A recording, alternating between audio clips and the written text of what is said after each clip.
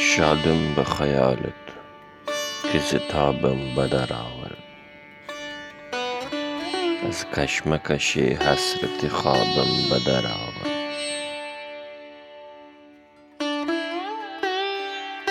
فریاد که شوق تو به کاشانه زد آتش، وانگاه پیپردن آبم بدر آورد.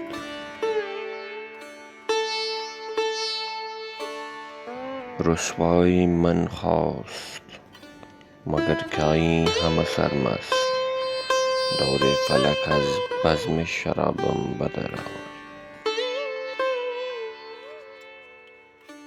افگند به جیحون فلک از وادی و شادم، کز پیچ و خم موج سرابم بدر آورد. جان بر سر مکتوب تو از شوق فشاندن، از عهد تحریر جوابم بدر آورد. نازم به نگاهت که ز سرمستی انداز، از تفرقه مهر و عتابم بدر آورد.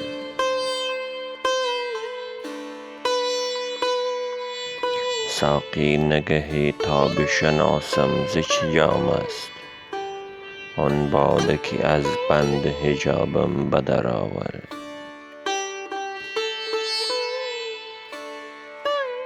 نازم به گرانمایگی سید تحیر، کز سرحد این دیر خرابم بدر آورد.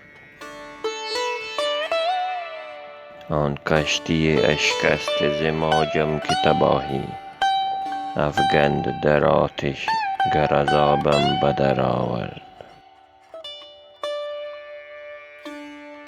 غالب ز عزیزان وطن بوده ام اما، آوارگی از فرد حسابم بدر آورد.